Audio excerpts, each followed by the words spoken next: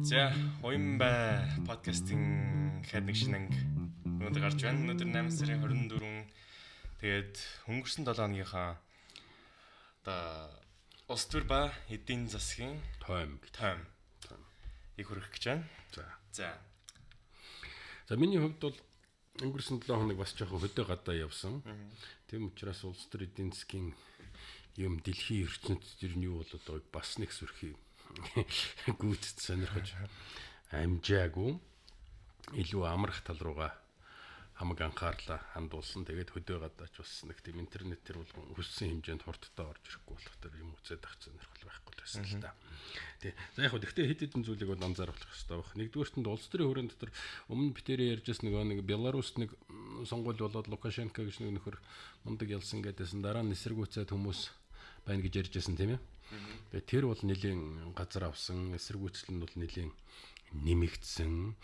Хэдэн одоо 100 мянган хүн оролцсон жигсаал цуглаанууд болж байгаа. Тэгээд Лукашенко нэг одоо ажилчин ангил намайг дэмжинэ гэдэг нэг үйлдвэрийн ажилчид дээр очиод дэмжлэг авах гээд цуглаа хийсэн чинь тэр үйлдвэрийн ажилчид нь ухаади гэд зайл гэд хашгараад тэгээд нэлийн гүйл байж лээ. Тэр нь яг сошиал медиа телевизээр бол гарч ирсэн. Тэгээд сонгуулийн дүнг бол Европын холбоо бол ерөнхийдөө хүлээн зөвшөөрөхгүй байгаа. Тэгээд тэр сонгуулийн үйл ажиллагааг одоо оролцсон хүмүүс за мөн түнчлэн тэр жагсагч нарын эсрэг одоо хүч хэрэгэлсэн тэр том албан тушаалтнуудыг бол одоо арга хэмжээ авнаа гэдгээ бол тэднэрт бол нөгөө санкшн ногдуулна гэдгээ бол нэг тийм ангаа яваад байсан шүү дээ. Юу лээ? Нэг хүн баримжилсан чинь үгүй би ерөнхийлөгчдөө саналаа өгсөн шүү дээ гэдгсэн чинь битгий ордлоо хотлоо яриад манай ерөнхийлөгчд хэн саналаа өгөө.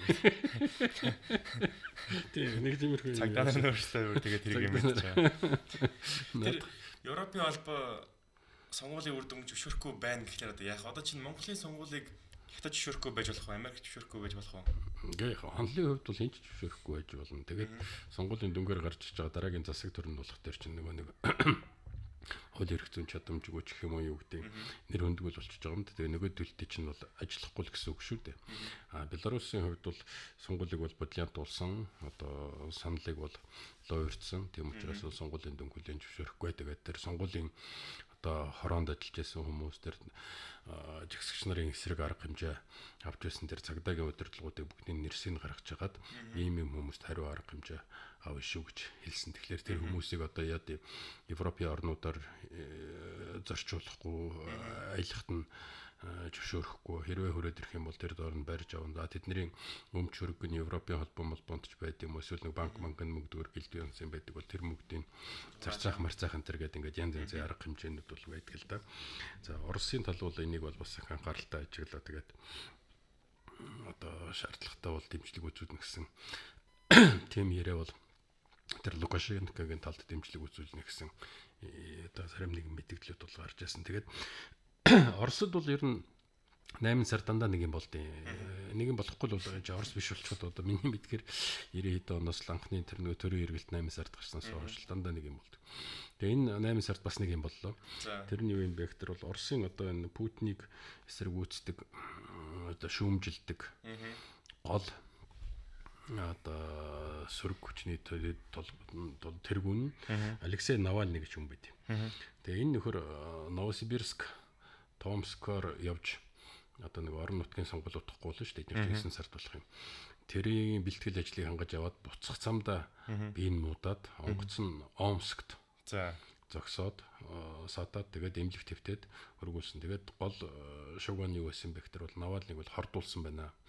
Энэ хүн хордлцоглоо гэд. Тэгээд маш шуурхай арга хэмжээ авах гэж одоо Оросын талууд бол оролдоод тэгсэн мөртлөө ямар нэг аль биесний мэдээлэл хийхгүй гэж нэлээд удсан. Тэгээ тэр хооронд нь одоо янз янзын нэг цуурхал муурхал юм гараа. Тэгээ ямар ч үсэн явсаар угаад амнисанд нь шууд аюул гайгүй боллоо гэд. Тэгээд энэ Навальныг Герман руу эмчлэх гээд аваад явсан. Тэгээ энэ хэрвээ одоо энэ хүн ингээд эрүүл сарвал ингээд явах юм бол хүмүүс энийг нэг сүрхий шуган болгохгүй чухал байх л да. Хэрвээ энэ Навальнид ямар нэг юм болсон бол эн чинь цаашаага тэгээд буу юм болно шүү дээ. Тэгээд тэр Хабаровск мужид одоо бас чагсаал цуглаан хийгээл хүмүүс чинь янз янз юм болоод байгаа. Тийм учраас нэг тийм сони явдал болсон гэдгийг бол хэлэх хэрэгтэй байх. Тэр нөгөө имлэгээс нь аль биесны мэдээлэл гаргасан юм уу? Хордсон байна. Сүүлд нь бол одоо нэг сүрхий хордоогүй сахар нь унаад гинт сахар нь унаад тэгээд одоо иймэрхүү юм болсон байна гэсэн л юмнууд бол яриад байгаа. Тэгээд тэр бол сонирхол татж байгаа. Тэгээд сүүлийн үед нэг юм өвчтөй холбоотой юмнууд бас яваад байна. Одоо сар Хойд Солонгосын удирдагч Ким гэдэг нэг нөхөр байгаа. Тийм, комонд орсон гэв. Тийм, комонд орсон гэсэн нэг тийм яриа явж байгаа. Үнэн худлын бол одоо бид нар би бас нэг 2-3 юм уншсан чи бас комонд орсон гэл тэгж хэлээ. Харин тий. Тэгээ бас уншаад үзсэн чинь бас нэг тийм амар худлаа ингээл нэг фейк ньюс ааш таа. Бас тэр шиг биш байгаад байгаа. Тийм, магадгүй. Бас нэг магадлал айгүй өндөртэй бичиж байгаа хүмүүсүүд нэгс бас нэг тахын бичдэг. Тиймэрхүү хүмүүс иймэрхүү нийтлэл бичээд тахтай бас сонирхолтой юм байна лээ. Тэгээ ихчин хүч эхлээ охин дүүн хүч авч байгаа гэсэн тийм. Хүч авч байгаа тийм. Тийм мэдээ яваад байгаа. Зөв тийм. Бас нэг сонирхолтой юм бол юу юм бэ гэхээр Мали гэж нэг улс Африкт байд юм. Тэгээ тэнд цэргийн эргэлт гараад ерөнхийлөгчөө огцруулсан. Тэгээд баривчлаад авчихсан ба цэргийн бослог гаргасан хүмүүс. Тэгээд нөгөөх нь хурдхан шиг одоо инх тайван цусаас сагаруулахгүй байх үднээс би халдан тушаалаасаа татгалзаж байна гэж мэдгдэл хийгээд гараад явсан. Ер нь бол энэ Малид нэг байс хийж байгаа л төрийн эргэлт байн гарч ирдэг. Ер нь Африкийн орнуудад бол энэ бол нэлийн сүрхий гарч байдаг юм л зүйл л дээ. За тэгээд ерөнхийдөө одоо энэ улс төртэй холбоотой юмнууд гэдэг юм бол нэг иймэрхүү мэдээнүүдийг л одоо би та нарт сонирхолж хэлье да гэж байна. За бизнесийн хувьд бол бас нэг сүрхий юмнууд миний нүдэнд л нэг сүрхий тусаагүй. Тэгээ ямар ч тусан тэр Huawei-гийн эсрэг нэг Америкийн нэгдсэн улсын авч хэрэгжүүлж байгаа арга хэмжээ нь бол улам чангарч явах шиг байна. Huawei чинь нэг хагас дамжуулагч семикондуктор байна шүү дээ. Тэр чинь ингээд нөгөө ашиглаж Америкийн технологиор ашиглагдсан тийм семикондукторуудыг ашиглаж одоо үйлдвэрлэлээ явуулдаг. Тэгээд тодорхой нөөцтэй байсан. Тэгээд тэр нөөц нь үндсэндээ дуусч байгаа юм байна. Одоо шавхагдж байгаа юм байна. Чипүүд нь бас. Тий. Чипүүд л гэсэн үг шүү дээ. Тий. Тэгээд Америкийн ерөнхийлөгч ямар мэдээлэл гаргасан бэ гэхээр бол ямар нэгэн байдлаар Америкийн технологиг ашиглаад тэр одоо чип семикондукторуудыг үйлдвэрлэх үйл ажиллагаанд оролцож байгаа юмнууд бүгдээрэн дээр нь одоо хориг тавьчихсан.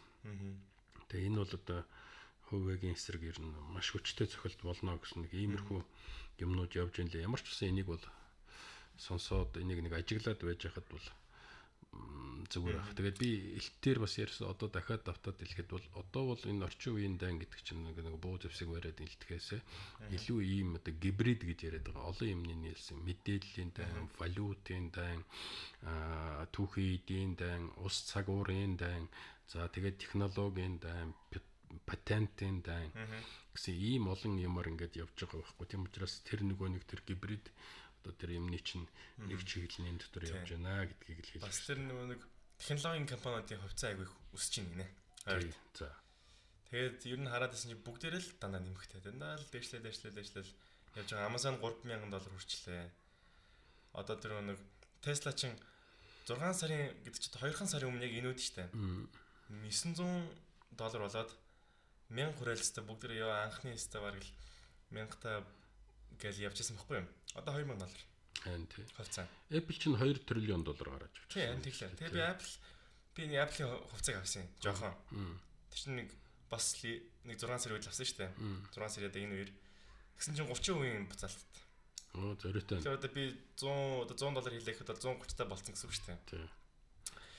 Тэгээ бүхэн баярлалаад технологийн компаниуд баярлалаа мундаг ба шүү дээ. Мундаг ба тий. Нэг тиймэрхүү юмуд байгаад байна. Тий. Нэг Airbnb чинь IPO хийхээ бүр албан ёсоор зарлж байх шиг байна. Тэгээ бүх хүчиг баримтаа бэлтчихсэн гэж байна. Монголын ямар компани лээ? Бас хувьцаа MCS чинь нийтийн компани бас болох гэж байна. Зарим нэгэн компаниудаа тий гадаадынханд хувьцаагаа зарсан гэсэн. Гадаадынхан зарч байгаа. Иргэдтэй зүгээр дотроо бол бас тийм нэг юмнууд байгаа байх зүгээр. Ямар ч гэсэн гадныханд нэг компанид ямаа зарсан. Тэгээ тэр бол олон улсын одоо хэмжээнд бол хийгдэж байгаа манай бас том дийл байхгүй юу? Тэрийг бол одоо дэмжих хэрэгтэй. Тэрийг нөлөөтэй л гэсэн үг шүү дээ. Сайн нөлөөтэй л гэсэн үг. Яг нь Монголын компаниуд гадны хөрөнгө оруулагч нар итгэж байна гэсэн үг шүү дээ. Дараагийн нэг том мэдээ гэдэг юм бол Японы эдийн засаг энэ 2 дугаар улиралд бас унсан. 1-р улиралтайгаа харьцуулах юм бол 7.8%-аар агшсан байж байгаа. Тэгээд яг нь ер нь гол нь нөгөө пандемик. Тэгээд нөгөө хэрэглээ дотоод зах зээл хумигдаад байгаатай л холбоотой гэсэн тийм юмнууд ярьж ин лээ. За өөрчлөлтөө нэг сони юм зүгээр нэг сони мэдээ байсан. Миний хамгийн дуртай Марк Спенсер гэдэг дэлгүүр байдаг шүү дээ. Манай дампуурч юм лөө. Тэгээ дараач дампуураг. Англи зүрүүд аюу болноор дампуурч ингээд. Тэгээ Марк Спенсер юу яаж ин 7000 хүнийг ажлаас нь халж байна. Өө яна. Тэгээ үндсэндээ бол 10 хүний нэгэн шихуу халагдаж байна гэдэг. Тэгээд 136 жилийн түүхэнд хамгийн их одоо ажилчтай халж байгаа тохиолдол нь энэгээд ярьж байна. Уул нь Лондонд очих дээр бусад газар ч гэсэндээ ерөнхийдөө Марк Спенсер нэг орчдөг Тийм, байсан. Марк Спенсер нэг том нэгчэндээ Uniqlo дээр адилхан нэг тийм том юу байлаа шүү дээ. Юурэл тэ байлаа ч. Тий. Тэгээд нэг хүндхэн байдалд орчихсон гэж байна. Тэр л одоо миний жоохон миний хувьд бол жоохон таагүй мэдээ emotional чи нэг ороод энд очих дээр ганц мэддэг дэлгүүр тэгээ ороод хаана юу гэдэг тэр айгуусаа мэд. Тэр нэг манзард одоо ингээл хүн бүрчин гэртээ байх хэвээр ингээл гарч орохгүй байгаа шүү дээ. Байгаа ч гэсэн энэ байх ёстой шүү дээ. Тэгсэн чинь уунлж хүмүүс чинь за Netflix-тэй амар л ихтэй ашиг олж байх ёстой доо гэж бодож байгаа шүү дээ. Тэгсэн чинь Netflix-ийн хувьцаанд дэвшилдэг бай. Яагаад? Байгаа л. Бараг жоон хаяа уунж манаал. Яагаад вэ? Хэн мэдгүй одоо яагаад тэгж байгаа юм бол тэрэн дээрээс нэг онлайн юмнууд бүгдээрээ л овоо дэшээ яваад байгаа шүү дээ. Байх ёстой. Би бол ингэж бодоод байгаа. Кино шинээр хийх гэхлээр гадуур яг бас тэр мэн жоохон ингээд хаалттай байгаад байж магадгүй. Ахта кино шинээр хийхгүй л чинь гарцсан киног чинь нөгөөдөж бас өөрөө худалдаж аваад өөр төр тавьж байгаа шүү дээ. Тэгж аягүй хийгээд байгаа юм шиг байна лээ. Гэхдээ тэгсэн ч гэсэн зардал нь өсөж байна. Зардал нь өсөж байна. Тэгээ бас нөгөө бусад одоо нэг Disney чинь бас улам илүү хүчтэй орж ирээд байгаа юм шиг байна лээ. Disney-ийн юунууд нь бол тэр мөр нь бол хэцтэй. Тэгэхээр ямар ч Netflix-ийг бол хүн бүрд өгснө гэж харж байсан чинь тэгээд Apple ч өөрөө бас нэг суугны ч Apple TV лөө. Apple TV лөө тий. Тэн дээр чинь бас хөөрхөн гэнэ яваад шоурум дээр тий. Тийм тэрэн дээр чинь бас Disney ер нь Apple тийм ер нь бүгдээрээ л гайгүй л яваад байгаа мөртлөө манай Netflix л нэг амарсан өсч өгөхгүй байгаад байсан сурагтай. Тэгээд өөр юмнууд харсан чинь бас одоо нөгөө нэг ковидос өөр тийм одоо зүгээр тийм вакцин жижиг вакцин гаргадаг ийм гаргадаг тийм нэг компаниудын хувьцаанууд нь бас нэг тийм өндөр өсөхгүй байна лээ. За. Одоо нэг 2 сарын өмнө $2 байсан бол одоо нэг 68 болцсон байдаг чинь нэг тиймэрхүү юм Монголд ер нь л амар ч харагдаад байлаа. Гэтэ одоо яагаад ч тэгж байгаа нь ойлгомжгүй. Яг зөв нэг ихнэх нэг маркетингийн мөнгө нь л ковид руу яваад байгаа болохоор төслүүд нь уналттай л байгаа байх л да. Тийм л байх тий. Яг гэдэг хэлбэлзэл байна л да. Тэгээд нэг долларын ханьш ч гэсэн бас сүрхий хэлбэлзэл нас цаашаа яваалах шиг байна. Тэгээд одоо бол үндсэндээ ерөнхийдөө Америкийн эдийн засаг, дэлхийн эдийн засаг бол тэр чигээр л одоо нэг ерөнхийлөгчийн сонгуулиуд хүлээгээс очсон шүү дээ. Тэн дээр юу болох нүгэ. Тэгээд сая өнгөрсөн 7 хоногт нөгөө Sleepy Joe албан ёсоор нөгөө юугаа авсан. Эрхээ авсан тийм ерөөсөө. Монголд яг доллар нэг тийм амар бас яг амар өсөхгүй байна. Яг гайгүй ойр бас бариад байна шүү дээ. Гэхдээ манад бол албан ёсны статистик харж байхад бол төгрөгийн хадгаламж хэрвээ би андуураг бол нэг тийм нэг оронтой тон дотор доош нэг 2-3% дотор багтгаашгүй сүүлийн сар гарах юм байсан байна. Нэг тийм статистик гарч ирсэн. Төгрөгийн хадгаламж бол дээр хэмжээгээр өссөн. Долларын хадгаламж бол ердөө 30% өссөн санагдаж байна. Би зүгээр одоо тэр тоог эргэж шалгах хэрэгтэй. Би зүгээр элтээр нэг харж хаад ер нь ойлгомжтой тренд байна гэж. Өөрөөр хэлэх юм бол төгрөгт итгэл бол ер нь нэлээд сул орчихсон. Тэгээ аль болохоор одоо нөгөө найдвартай юмд л одоо мөнгө шилжүүлээ гэд. Тэгээ нэг сүрхий доллар бол гарч гүгээд байгаа юм байхгүй шүү дээ. Зугтаад байгаа юм байхгүй дэнцгээс. Энэ дотроо тэр нөгөө хуваарлалтууд бол нэлээд явж байна гэж бодож байна. За тэгээд дээрэс нь нөгөө нэг сая нийтээр улс төрийн сонгуулийн үеэр чинь асар их хэмжээний одоо далд мөнгө гарч ирсэн гэж би хувьдаа бодож байгаа. Тэгээд тэр мөнгө гарч ирээд ямар нэгэн байдлаар эргэлтэнд ороод ил болсон юм чинь тэр мөнгө бол ямар нэгэн байдлаар бас нэг юу яах хэвээр туслахаасаа гадна тэр мөнгө чинь нэг тийм албачих хэвээр байхгүй юу. Тэгээд чинь нууцчихсан байсан эсвэл хулгайгаар олсон мөнгө ч юм уу тэр чинь ил гараад ирэх тэр албан ёсны болохын тулд юу болох вэ гэхээр машин болдог ч юм уу, байшин болдог ч юм уу, эсвэл одоо доллар болдог ч юм уу, эсвэл алт болдог ч юм уу. Тийм юм руу шилжих хэрэгтэй. Тэгээд тэр юм бас нэг байж магадгүй гэсэн там байгаа. Гэхдээ энийг бол зүгээр наривчлаад статистикийн тоонууд мэдээнүүдийг л илүү сайн л үзэх хэрэгтэй л дээ. Алтны үн бас гайгүй ихсэллээ шүү дээ. Тэгсэн. Гэхдээ одоо бас эргээд зогсчихсон байгаа ч гэдэг. Тэгсэн чинь алтны үн ихсэжсэн ч гэсэн манай Монголын алтны чейнжүүд мөнгө олж чадахгүй ингээд тийм яваад байсан бас. За тэр нь ямар ч шүү дээ. Харин бас мэдхгүй одоо тэгээд Монгол банк худалдаж авахгүй л байгаа. Монгол бол албан ёсоор бол алт болборсон хүмүүс олсон алдаа бол Монгол банк төлөх ёстой. А Монгол банк нь бол тэр нь бол нэг дэлхийн зах зээлийн үнээр л худалдаж авах ёстой. Гэхдээ миний мэдж байгаагаар бол Монгол банк бол авч л байгаа да. Урд нь тийм статистик бол гарч ирсэн. Нилийн авлаа гэд явж байсан. Зүгээр сүүлийн 1-2 сард юу болсон бэ болсон. Нойрын 1-2 сард одоо яаж байгаа юм бол ямар ч гэсэн нэг бас нэг Facebook-ийн нэг пэйж мэйжээр дараал алт зарж байгаа хүмүүсд бол айгүй хэцүү хөл байгаа. Гэтэ ер нь бол хоёлаа бол нэг Монголын тухай нэг хүндхгүй гэсэн шүү дээ. Тийм хүндхгүй Монголын тухай энэ одоо хүндхгүй байлээ. Өөр одоо гадуур төрчдөд сонирхолтой юу болж байгаа юм бэ? Тэгэл ер нь бол одоо нэг тийм амралтын сезон. Тийм ерөнхийдөө тэгэл амралтаар одоо удахгүй дуусна. Гэхдээ ерөнхийдөө бол юмнууд болоод байна. Чинь одоо Турк, Грек гэдэг нэг хоёр улс байж байгаа. Тэр хоорондоо дандаа нэг асуудалтай. Кипр гэдэг нэг арал байж байгаа. Тэрүүн дээр нь бас нэг бүхэн асуудалтай байдаг. Тэгээ сая тэр Туркийн тэр нэг маргаантай нэг хэсэг газар долоод нэг тийм газар байгаа юм байна л да. Тинчээ нөгөө нэг нефт, газтай байж магадгүй гэсэн. Тэр газар л өөрийнхөө одоо нэг онгоцыг явуулж ямар зорилготой явуулсан яасан юм бэ? Тэгэнгүүт нөгөө Грек чинь бас гомдол гаргаад тэгээ Францууд шууд Балканы онгоцоо газрын дунд тэнгис рүү явуулж байгаа жишээтэй.